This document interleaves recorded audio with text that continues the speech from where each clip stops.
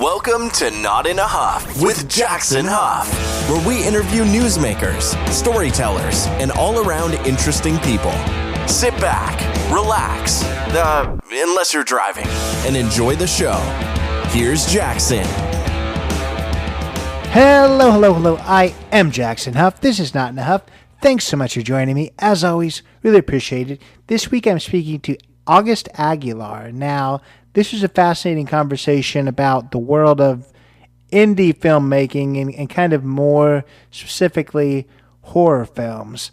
I enjoy a good slasher, murder, serial killer film just as much as I guess the next guy. You know, of course there's people that don't like those as well, but I always enjoy some of those Friday the 13th, Halloween, all that kind of stuff. And the unique thing about these films, definitely when it comes to, Texas Chainsaw Massacre, Halloween, the ones that I already mentioned, is they kind of started out a little bit of a low budget films. I know for a fact that Texas Chainsaw Massacre, I believe the first one for sure was pretty low budget, and I believe the Halloween one was as well. But enough about that. August actually runs a film studio called Strange Films, where he is the writer of the films, the director, the editor, does all this stuff. He is an indie filmmaker in a world that, like I just mentioned, is a pretty good one for an indie filmmaker. He's going to talk a little bit about it, but the world of scary movies is kind of a good one for somebody who does currently make lower budget films, because fans of this genre kind of likes the lower budget aspect of things, and they're a little bit more forgiving of I guess those technical limitations that having a lower budget provides. He's going to talk about what made him want to start being a filmmaker, how he comes up with these crazy ideas for, obviously some pretty macabre, morbid things that he gets in these films, and how in his real life he's not all like that. So I really enjoyed speaking with him about just the passion behind filmmaking, the big things that are upcoming. A new longer film just recently came out. A lot of his films in the past have been, in the 8-minute to 25-minute range, and he's got one that's almost full length. I believe it's over an hour. So he's going to talk about that. I really enjoyed speaking with him. Whether you're a fan of scary movies or not, really, we don't go that deep into any of the films other than kind of a synopsis. So I think that even if you don't like those, you're going to learn a lot about the process of filmmaking this week. So without further ado, here is August Aguilar. I'm here today with August Aguilar. Mr. Aguilar, how are you? Hey, I'm doing well. Thank you, man. I appreciate having me. Well, I appreciate you joining me. If you would, just introduce yourself. Yeah, so my name's August. I am the director of Strange Film Studios. It's a multimedia production company, so we make original films, and we do music projects, art projects, comic books. We have podcasts. It's just kind of all these things I'm interested in. I just try to create original content through. Strange Films are mostly we're branded with like the horror genre and bizarre, and that's like our most popular genre. So we stay in that lane quite a bit, but we definitely do a lot of different things outside that genre as well. So yeah. That's amazing. And what made you, I guess, what started your interest in filmmaking, entertainment, and then I guess to a more specific level into the horror genre? Yeah, it's kind of a long journey. I mean, ever since being, a kid, I always had a pretty big imagination, interest in writing a lot, cameras and stuff, and movies, of course. So it's like kind of was dabbling with a lot of that when I was a kid. In high school, you start making like home movies with your friends and family, and you learn basic editing and stuff like that, and kind of the techniques, and which is interesting. And then in college, was where I studied mass communications and broadcasting, and I learned I was in a radio, TV, and film program, so that's kind of where I got the meat and potatoes of all the technical side of things and how to actually write screenplays and everything like that. So in college is where I really peaked with like my passion with wanting to make movies and stuff. I remember like saying in high school I would love to be a director one day, but it wasn't until college when I was like, wow, this is something I can actually do. But it wasn't until I guess 2 years after college I was working on the news, and I haven't done any filmmaking or anything like that in the 2 year gap there. But it was there's an ad here in Knoxville, Tennessee, for the Knoxville Horror Film Festival, and I just moved to town, so it was kind of one of these calling cards. I was just like, wow, that would be really cool to make a horror movie, and kind of pitched that idea with my dad, Frank Aguilar, and we wrote this story together, and we shot it together, and then we made our first movie. And there's a short film. It got a lot of good reception, and we had a lot of fun doing it, and we just didn't stop from there. Kind of just was like, oh, let's make another movie. And then the horror element to everything was like, yeah, I started off with the horror film festival, but I didn't really get into like the horror genre, like specifically as far as my interest goes, until like college and whatnot. Like I never really liked horror movies when I was a kid. So it's just kind of funny now that I do a lot of horror movie like material, and I love it now. But it's a great genre to be in because it's got such a big community behind it too. There's a lot of people who support independent horror films, and that's a lot of fun. Yeah, you said that your interest in movie making peaked in college. I hope you're still on that peak, or there's another summit you're not coming back down. No, I just meant by just seeing like the potential of movie making in college. That's kind of like where it was like, whoa. It wasn't like whenever I kind of got the bug again, it was like another height just to be like, whoa, I'm doing it and whatnot. But I'd say at this point in my career, I've been really doing this thing for about almost 7 years now, coming up in April with Strange Films, and I'm still like I'm getting more and more excited with every new thing I'm putting out, especially our newest project and everything. So it's like I haven't hit a peak as far as like what I really want to be at one day. I just know that it gets more exciting, and I know I'm growing as a creator. My content's getting better in quality every time, so that gets really exciting for me. Yeah, no, I understood. I was just giving you a hard time. But I wondered too with Strange Films. You talked about, you're multifaceted. You do all these different things. And the company does too. And you talk about it kind of you go in a lot of genres, but it kind of focuses on horror. Does it is it more specific in that area? Because I know, in that world there's slashers and alien movies and monsters and all this type of stuff. Do you have a kind of a specific niche in there too, or is that not as specific?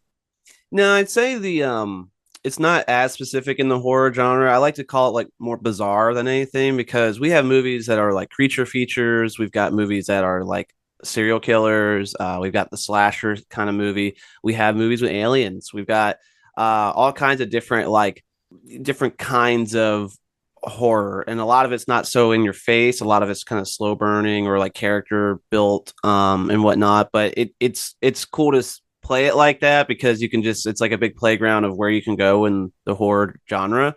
And you know some of those things connect a lot. All of our films technically share are living in like a shared universe, so it's kind of like some of them connect more than others. Most of them are standalones and whatnot. But it's cool to have all those different things, because if I ever want to go back to it, I've got a world and characters I've already built and established, and I can kind of build more on top of that. And so yeah, it's a mixed bag as far as like the horror genre, but that's what's exciting. I think it's a lot of fun playing around with any kind of style you want. So are you the one that does most of the, you said that you did it with your dad. You and your dad, are you guys the one that does most of the writing? Are you, does people bring you, ideas that you then either go with or pass, or is it kind of all just in house when it comes to that stuff? I'd say so I'm in Knoxville, my dad's in Philly, where I'm originally from, and so we both kind of operate in both cities. And I do all the writing and producing and directing down here. He does a lot of writing and producing up there. So there's probably like a quarter of our films that he's like written and produced, and then I will come up there and shoot and direct. And then everything else, if he's not down here, I'm writing and producing and directing down here.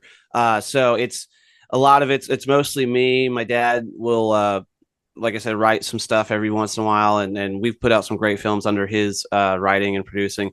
But I get pitched a lot of ideas too, from all kinds of people, and there's been a couple close, like, I don't know, deals or just collaborations. I've worked with people just to, try to adapt their script versus, me writing my own. And, but that it hasn't come together just yet. COVID put a lot of pause on some of those conversations and everything. And then I had a son, and that took some time off and everything. So now it's all of it is our original work.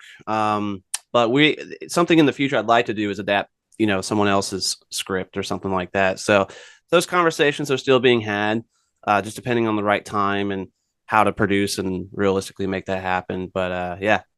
Well, that sounds awesome, and congratulations on having the son.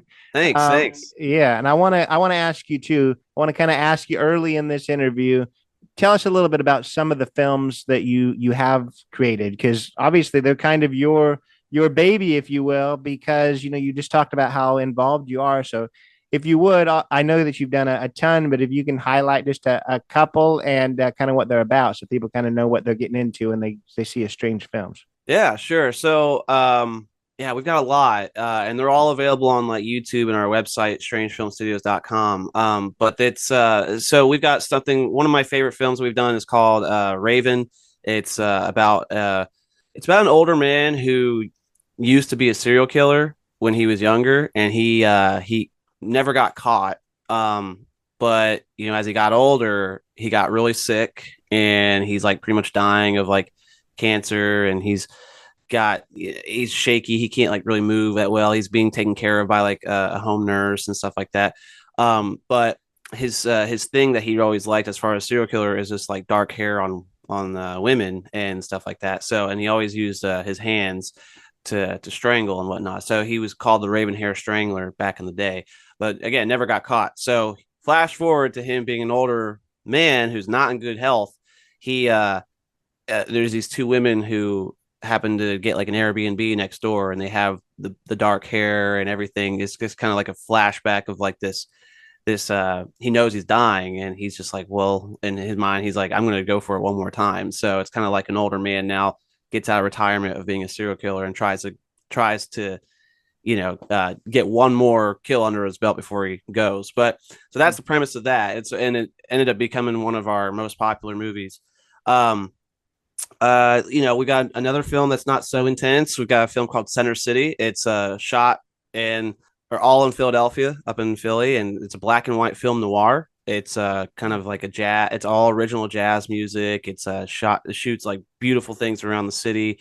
It's about a hit, like I should say, a hit woman who is trying to find her mark as a part of a contract, and she finds her guy, and she has to take him out and stuff like that. But it's really not like an intense, like it's a fun ride. But it's really just beautifully shot, and I think it's like it's a lot different from what our other stuff is. But and then we've got, I'd say, our newest ones, which is a slasher film. It's called He Comes to Kill, and it's really kind of like my take on Michael Myers and Halloween. And it's just like, it's your standard serial killer, or like madman escapes an asylum and wreaks havoc on the town, and everyone is reacting around that. So there's a lot of different variety. But I say the common theme through all of our movies is you're going to find we've got, I'd say, the most interesting kind of characters and quirkiness to it as well. There's a lot of humor in our movies, as much as it can get really weird and like strange and horror. But there's a lot of like really memorable characters, and I love to give the power to all my actors to just go in any direction they want with those characters. So I think that's probably the most exciting thing about all of our movies. You're going to find someone or something about that's pretty unique or quirky or interesting. That's a lot of fun to watch. Yeah, no, those all sound interesting for sure. I like kind of the, it really isn't all just one thing. There's a lot of different things coming out. So that's really exciting. And I do want to ask you too, you mentioned it a little bit ago about how there's really kind of a built-in fan base or a built-in following when it comes to, smaller film or smaller studios horror films. So I feel like that makes it a little easier in that space, but that is the question.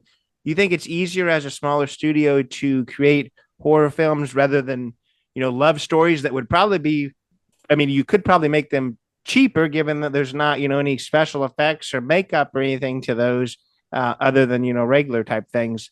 I just wonder, is it easier to make horror films just because there is such a base for that and there is so many, very famous movies that originally was just a very low budget film to start out with? Yeah, absolutely. I mean, it whether if it's outside of horror, I think it really just depends on the writing and direction, which again, it's like you said, it can be very cheap to make and everything like that, but like those indie dramas and comedies, it all really depends on how well the writing and directing is and actors to make that work. But what's great about the horror scene, uh whether it's on a $0 budget or few $1,000s or whatever, these smaller scale independent projects, they're so forgiving because horror is one of those things that people can just have fun with, they can laugh at, they can share, movie nights with, and even if it's so cheesy it's bad, or so cheesy and bad it's good. It's like that's like the kind of style that horror filmmakers can really find themselves in. um and it develops like cult followings through that, like, there's a lot of horror movies that are really just terribly made, but they still get tons and tons of screenings and love on them because it's one of those terrible movies that you have to get all your friends and watch on Halloween, or something like that. So I think it is definitely a very forgiving genre, and it's such a great, like, the more I get into the horror community, it's such a great community to be in because everyone is just so like kind to each other. They want to share movies, the love of horror. They love getting all, spooky and everything like that. These horror conventions are so fun to be at. You've got every kind of walks of life who just loves that genre. And, you're going to always have those people who look at indie films, and if they're not on like a big budget or something like that, or if they're a little cheesy, they're like a little snobbish towards them because they expect more out of filmmaking or something like that. But I think generally people who think that movies are fun and whatnot, and especially when they see regular people just making movies, that's probably more, exciting and definitely following behind.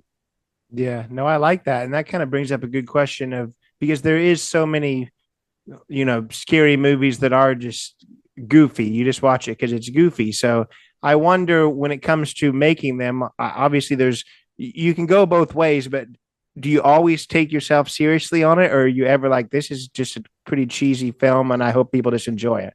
Yeah, it's one of these things where I write intentionally where I do take it serious, but I'm not afraid to get cheesy, or I'm not afraid to be a little goofy. I will take Mm-hmm. it very serious in hopes of like cinematically and writing and everything that how I direct it is a very serious approach to filmmaking in general. But like there's definitely moments where on set you're like, man, this is just too funny to not like do, or you're getting something that you didn't expect, and it may be a little cheesy or weird or whatever, but it's just such a funny moment and something that can really take the film to another level, because there's as much as people love being like scared in a movie, people love enjoying laughs and stuff like that, and seeing these little quirky things that makes a film memorable. So I'm definitely like not afraid to be cheesy or like add some quirkiness to it. I just like to, but I still take it very serious too. So and you'll see that in pretty much all of our films somewhere. Yeah. Yeah. You talked about, all of these different stories that you've created. How do you come up with these ideas? Because obviously there's some ideas that are a little bit I don't know, macabre. So where's that live in your mind? Yeah, it's weird, because I'm a very like happy, positive, go lucky guy. I try to be, and I don't, when you take like really bad stories on the news and stuff, it's hard to watch sometimes what things are going on in the world, and true crime scares me and things scare me, and I think that's what sometimes like will spark an idea, like something that's like so bizarre of a imagination, or something that's so real that it could happen, Mhm. unlikely to happen, but it could happen. Like those are ideas that kind of spark sometimes. And a lot of it's just, like these, like the creature feature stuff is just like, I love monsters, and I love like those old school movies and everything in the 80s and stuff like that. So that's just kind of like, oh, I'd love to make my own monster movie, or I'd love to make my own slasher or something like that. But yeah, I don't know. Like, I mean, I've had stories where like I was walking my dog a few years ago, and it was in this kind of this nice suburban area, and I heard some hammering on a house like outside, and for some reason my imagination took me to being like I knew it was someone just like working on something, but my imagination took me like, what if that was someone inside like this really nice home, this nice neighborhood, and instead of it someone like hammering on something, working on something, but it's like someone banging for help and they can't get out, but they're trapped in this nice neighborhood, and no one thinks anything of it because it's just you wouldn't think that. So I was like, that'd be a really interesting idea. So I wrote this movie called My Good Neighbor about this serial killer who lives in this nice little neighborhood, and the movie opens with this like really dark scary room, and he's just like playing around with this guy, essentially like he's in captive, and at the end of the movie, when he has an alarm clock that goes off to show that he needs to go outside to check the neighbors or something, or like when the neighbors are coming out just to make an appearance, he comes out, it's all happy music, it's a nice neighborhood and stuff like that, and he waves hi to the neighbor, and then he goes back inside back to his little terror room. So it's kind of one of those, Mm. something like that just randomly happens. So um I think sometimes it's just truly like imagination, or like I think of one random thing and I'll try to just jot it down and I'll come back to it, or I'm influenced a lot by other movies and uh you know different kinds of characters and stuff like that. So just kind of I let it just come naturally. I don't try to force ideas. Once I get excited about an idea, that's where I try to really build it. Yeah, yeah, and I mean, I talked to a ton of authors, so I know the process of that type of thing. But when it comes to a script, and I'm sure all of them are different based on just how inspired you are at the moment. But how long does it normally take to from the ideal and starting to write to actually getting things rolling? That depends too. I've had things where I've written a whole film in a day. Like, a lot of my movies before my newest one, they're in the short form or short filmmaking. So it's like kind of like anywhere from could be 5 pages long or it could be 30 pages. And depending on what that idea and how excited I am, I can whip one out like in a day and just kind of simmer on it and go from there. And then other times it will take me a few weeks to kind of get a script together because I'll start it off really strong, but then I get stuck somewhere, and so it's that process can take a little bit. Like this new movie, it's an hour long, so it took me, I think, probably about 4 or 5 months to finally get like a draft that I was excited about, and then from there it took about 2 months or a month and a half to get everything cast and find all the locations and everything like that, and then 2 months of shooting, and then like a month of editing. So it's kind of like that was a whole process. Like that was like an 8 month thing. But I'm fortunate enough to whenever I put like a casting call out or something like that, it's really easy to get cast. So these shorter stuff, like these shorter films, I'll do. Um, like I said, if I write something, it takes a week to get that done. If I'm like, all right, I'm ready to go, I have a location in mind, I can do this, on just a few bucks or whatever. It doesn't require too much. I can put that casting call out, get a cast. I could probably film it the next weekend in a day or something like that. And then depending on the editing, how intense it is or whatever, that could take just a few weeks or a month or a few days. So it's I've whipped things out in a week. I've whipped things out for 2 week challenges I had to do. Most of the time, my turnaround time is like a month, 2 months, and so yeah, just the process can vary just depending on what kind of film it is and how big and ambitious it's supposed to be. No, that's awesome. And you talked about kind of the casting call. How do you get your people? Do you have a lot of the same people in different movies, or is it all new people every time? How do you find these people? How does the casting call work? Mostly through Facebook. I Mm. I follow a lot of different Facebook groups. Um, for actors and filmmakers and stuff. Knoxville has a pretty good film scene, so in the Knoxville filmmaking page, I can post there, stuff like that. But since I've kind of had my brand out here for so long, people are already looking at that and following it. So when I do post something and they see me attached to it, they're like, they're kind of ready to go and wanting to put their name in the hat for it. But I will say, I try to, for every project, get new people involved. Definitely, all my films, you'll see some familiar faces, just because I've had wonderful experiences working with them. Some are family, some are really close friends. Some are just really brilliant actors, and they just bring something new to the table every time. So you'll see familiar faces throughout the whole catalog of it.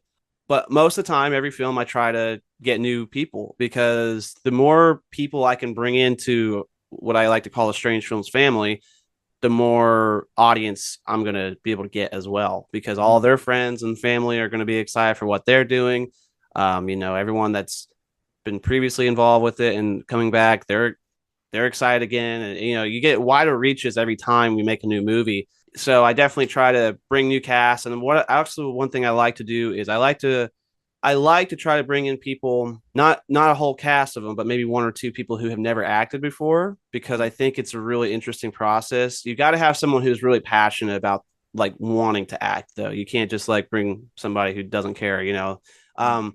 Because I've worked with some people who've never acted before, and they blew my mind, like how well they did. And that kind of starts like a bug. They get really excited. Now they're acting in other movies, and they're being a part of other films, and wanting to be in my movies again. So that's really exciting when I get to have that opportunity. It hasn't worked all the time. I've had people who's come in who's never acted before, and it clearly shows. But there's definitely times. A lot of times I'll bring in a couple actors who've never acted before, and it works so well, and they find a new little passion that they're really excited about. So that's kind of, yeah, it's a whole mixed bag. I try to switch it up.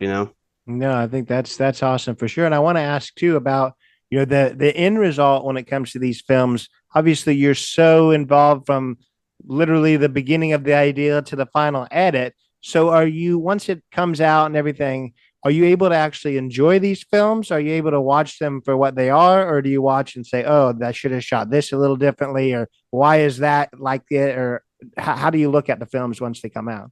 Yeah, that's a good question. It's both. I love what I make, so I'll rewatch them. And I have a lot of fun rewatching them, especially if like I'm showing someone a movie or something like that of mine, and we're watching it together. Like that's exciting to me. But I definitely will look at these films and I'm like, oh man, I wish I would have done that. I learned something from here. Now I would do this differently. Like my earlier films, especially. I'll watch my very first film. And I'm like, man, if I just would have known what I know now, I probably could have made that a lot better. Time management, the technical stuff, everything. Even my newest movie, like I love watching it for what it is, but there's parts of it where I'm like, oh man, if only I had a little bit more time here. I didn't run out of sunlight there, like just stuff like that. And I'll always feel like that because I think every film is a learning process. I definitely grow every time I make one, and I will get.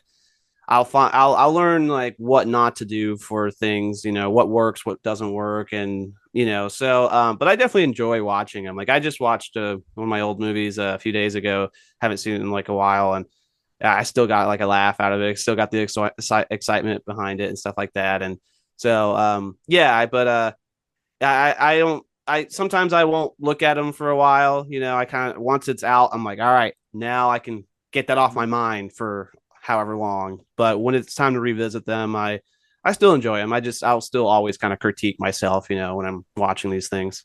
Yeah, yeah. All right, so are you always behind the scenes? Are you ever in front of the camera? No, I'm not in front of the camera, but it's funny because more people are asking me to be a part of some of their films as far as an actors go, like acting goes. And I've kind of dabbled with that idea for a while just to try it. I've never really been one to do that. I did a couple on-screen stuff in college, but like I don't know. I say, well, if you want me to audition, I wouldn't mind auditioning for something. I wouldn't want to take like a major role, just maybe something small, just to kind of start. But I think it would just depend on my mood, how I'm feeling doing it, and how excited I was about the project. But I think I want to try it. I want to try at least once and see if it's something I get excited about. I'm really self-conscious on camera and stuff, so it's kind of like that's another element to it. I'm like, I don't really. What if they shoot it this way, and I feel like I hate how I look, and so what if I'm having a bad hair day or something, or my facial hair? I'm always like thinking like things like that. So, but mostly, I mean, 100% of the time, I'm behind the camera unless I'm doing like interviews or live shows or something like that.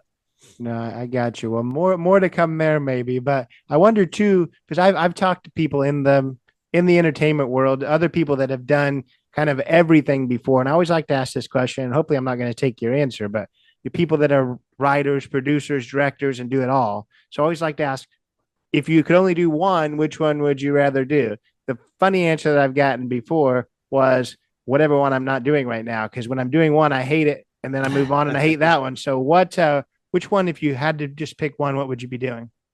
I think hands down directing. I would, I love the element of directing a whole cast and crew and kind of how to arrange a set, how to arrange what I'm looking for and guiding actors. I mean, you start the first shot is always the very hardest because I'm nervous, everyone's nervous, it's always kind of like how do we even start? We just got to start and then it takes a few takes to kind of get comfortable, but once you do it, it's like every take you're just pulling a little bit more out of somebody and you're kind of really seeing what you're actually even trying to accomplish. And I just love that whole process. It's kind of like orchestrating a circus or something. But I love that. I think it's a lot of fun. I get really really passionate about people and the story we're trying to make and everything. And so I would definitely love to just direct if I had to, because I most of the time I'm a one man band, so it's like I'm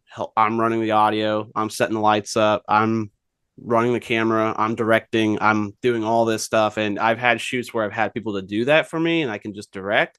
And that's like where I can really focus on everything and make sure that we're hitting everything that we need to hit and not missing anything also. But yeah, no, I would definitely choose directing if I got to choose just one role for the future. Yeah. So, I mean, and it very well may be the same answer, but which part of the process do you think is the most difficult? Mm, directing is difficult. I'd say though, I'd say editing is probably the most difficult though. And I love editing. I really do.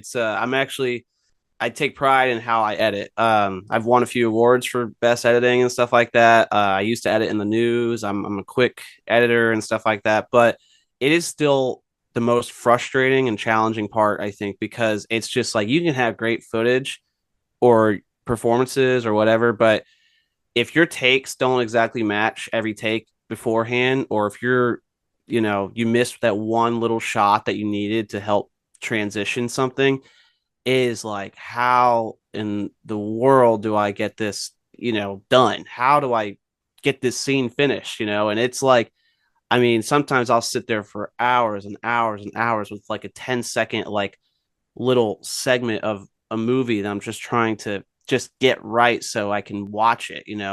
That's a very frustrating, experience sometimes, but once you get it done, it's the most fulfilling moment. You're like, whoa, all right, finally got that done. And yeah, but I'd say editing is probably the biggest challenge just because it can go so many ways. And I've seen a lot of films who have great footage, but it's poorly edited. And that's a shame, so you got to be really, really like particular and focus when it comes to editing. And there's so many different layers of editing too, as far as your music, your sound effects, the audio, how to, if you're going to use effects on anything, it's just how to transition. It's just, there's so many different layers. And you look at that timeline, it's so messy and, you're like, whew, but yeah, no, definitely editing is the most challenging. Well, that makes sense to me. Just in podcasting, editing is definitely my least favorite part, and I couldn't imagine, having just like you said, the effects and the picture, just the audio side.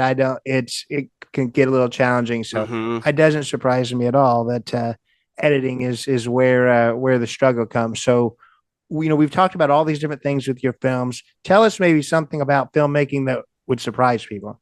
I think the biggest surprise is just how much work's involved with it. People think like, oh, you wrote something like and you shot a movie. That's awesome. But it's like, well, yeah, because but the amount of time and effort and energy you put into making something is just incredibly difficult. I mean, you just because you have something written down doesn't mean it's going to translate exactly how you write it. You got to finding locations and getting your cast together and like who's going to help out with your crew and um any props you might need, how to feed your crew and make sure they have refreshments. And it's just like all these little things that you don't think about. And then when you get on set, even though you have all this preparation, it's just now it's so much more work because one little dialogue thing between like actor A and B, you might have to shoot that 4 or 5 times for one angle just to get that right. And then you got to turn around and do that same thing you're trying to do four or five more times with this character. That way you have both angles. So that could take 10 minutes if they're really good. That could take 45 minutes because how they pull it out of them. Some of these things take so much time too. It's like, I've been on shoots where 12-hour days easily. I've been on shoots where we wrapped it up in 2 hours, 4 hours, So I think it's just so many different elements to it that a lot of people aren't prepared for when they think about filmmaking. They're just like, oh yeah, we'll just get a camera and come out here and shoot this. But it's like, I think unless you're really thinking about it and making sure you're checking all those boxes, like it's just, it's a big task. It's very, very overwhelming sometimes. And you can get really stressed out, especially if you're trying to get it done. When things are like, challenging you in a way where you're feeling like it's not working. So it can be very stressful. I've heard horror stories on sets where their directors are just losing their minds and, just making everyone else stressed because they can't figure it out. You can't lose your cool on set. So that's another big thing, just the mental toll it can take on you when you're trying to make this thing. That all makes a lot of sense. And I want to kind of transition away from just the films because you talked about so many other things you do. This is your opportunity to kind of plug some of the other things outside of just the films.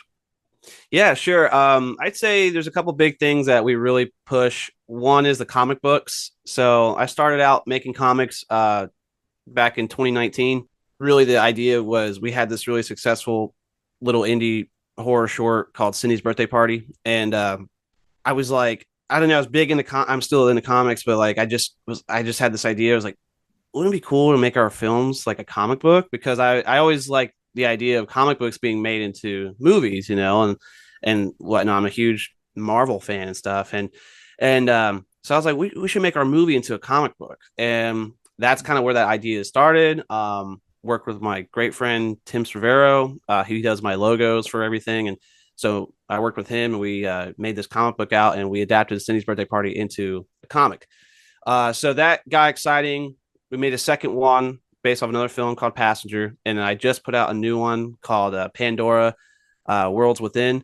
And we have a film called Pandora, but it's not exactly adapted from the movie. This time it's more of like a fantasy adventure, kind of like a multiverse kind of deal. And it's really colorful and trippy and all kinds of really cool imagery in it. So I really love doing the comic books because I can tap into a new audience as well with that. Every comic you can see at the end, watch the movie or whatever, watch how this was inspired from. And I've met a lot of new fans through my comics before they knew my movies. So I really love comics. I think they're a lot of fun and I want to keep making them as the years go on. It's but that's a very costly process doing that. It's a big project to take on. That can take a while.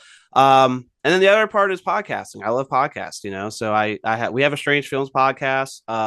It's actually fairly new. I kind of started I've been doing interviews for years and I just kind of upload them on YouTube, but I kind of recently I started another podcast with one of my other filmmaking friends, and it's more of like a comedy and we talk movies a lot on it, but it's not really a Strange Films podcast, but we were doing that for a while and we still are. and I was like, I need to start just uploading all my interviews, and I can just do Strange Films updates and talk to all my Strange Films people and do commentaries and stuff like that, and just make it on its own podcast platform, So we got Strange Films podcast on Spotify and Apple, and we have It Would Be Nice on all the streaming platforms as well. And so I do a lot of podcasting. I like the comics, and anytime I can think of something different outside of movies, I want to try to take it on because I think it's really cool. Like one of the next things I want to work on is a novelization of one of our movies. That way I can really flesh out of why everything happened and how it started and, stuff like that. So. Yeah, I think that's awesome for sure. And, you talked about, obviously your dad's involved and you said some family's involved. Is your family completely along for the ride? Are they always excited about all this? Or is it like, oh man, he's going back into something crazy here? No, my family, I've got 110% support, with my family. My brother, he's involved with a lot of my movies. He's acted in a few of them. He's a star, a lot of them. My sister, she's been in a music video that I shot, and she helps out with things. My mom, she's my biggest fan. She loves everything I do. I get a lot of critique, and I share my excitement with her about everything. We talk about it, and she gets all the early sneak peeks of the movies and stuff like that. And then I have two dads. One my dad that raised me, and then my dad in Philly, who's my father. Anyways, my dad here in Knoxville, he's actually been in some of these movies as well, and he's the star of a couple of these, and and even if he's not the star of it, like he will help anything I might need. So like just everyone in my family has been nothing but supportive, and it's been like really, really exciting to kind of get your family involved with the whole thing, whether they're acting on screen or they're just cheering you on and everything. And I plan on hopefully one day my son will want to be a part of it too. So it's definitely a big family affair going on. Yeah, well, I can only imagine that having your family so involved is probably the most rewarding and sometimes the most frustrating part of the whole process. If your actors are also at Thanksgiving, I feel like that can get a little dicey. No, seriously, like everything's so laid back, and as far as my process goes with stuff, like especially when it works with family, it's a lot easier to direct them actually because I can talk to them a different way, not like mean or anything like that, but it's like, hey man, come on, dude, like I can get on to them a little bit more and whatnot. I'd say the biggest frustrating thing with is my brother. He'll show up late to every set, and I have to kind of tell him like an hour early before everyone gets there because I know he's gonna be late. So, but other than that, he's everyone's great, and we have so much fun, and we celebrate everything too. We do all these theater screenings together. We do the film festivals, like conventions. We'll do private watch parties at home. All these things. Like we love it's a really great way to spend time with each other also. So it's it's cool. It's a cool thing. Yeah, no, that's awesome. So I want you to tell people how they're going to find these films, how they're going to find the comics, your podcast. Just plug those if you would. Sure thing. So everything you can find on strangefilmstudios.com. We have a YouTube page that's got a pretty good following on there. So Strange Film Studios, if you check that out. We have a good Facebook page. If you're on Facebook, Strange Film Studios, and on Instagram, I like to promote too. So at Strange Film Studios, you can find pretty much how to get our comics. You can watch all of our movies for free anytime on YouTube and our website. You can see our podcast links on there as well. So all that stuff is pretty much on those social sites. Yeah. Well, I'll tell you, it's been a pleasure speaking with you. I really appreciate your time. Oh, yeah. No, thank you. I really appreciate you having me on. Thank you again. So that was August Aguilar. Great guy. Enjoyed speaking with him. I have checked out a great deal of his films. Like he mentioned, they can be found on his website. The link to that is in the show notes. Also has a YouTube page where he's got all these films up, and then also his podcast and all the other things that he's doing. So highly recommend checking those out. Both of those links will be in the show notes. Like he mentioned, he specializes in the horror area, But just even in that, he's got all kinds of different genres, whether it's, monsters or serial killers or all these other things too, slashers. I think that you're going to find something you enjoy, even if it is not normally your cup of tea. There's some suspenseful ones that I think that anyone can really enjoy. I found them all to be really fun. I like what he does. It takes, I think all these blockbusters, of course, there's a lot of detail and work that goes into that, but there's something to be said for somebody who shows so much story and does so much with less. Obviously having a lower budget means you got to get a lot more creative, and I think that's where the creativity really shines, and that's where his films shine a lot. So I think big things are in store for August and Strange Film Studios. Look forward to seeing what the future holds. Hopefully you'll follow along with him on that journey. If this is your first time listening to this podcast, appreciate you being here. Really urge you to follow us and keep up with some of the great guests we've had in the past and ones that we're having in the future.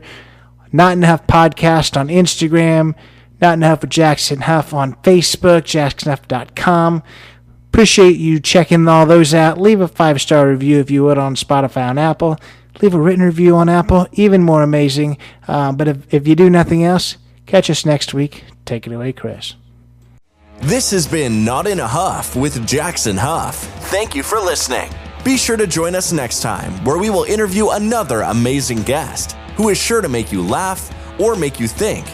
Or, hey, maybe even both. But until then, keep being awesome.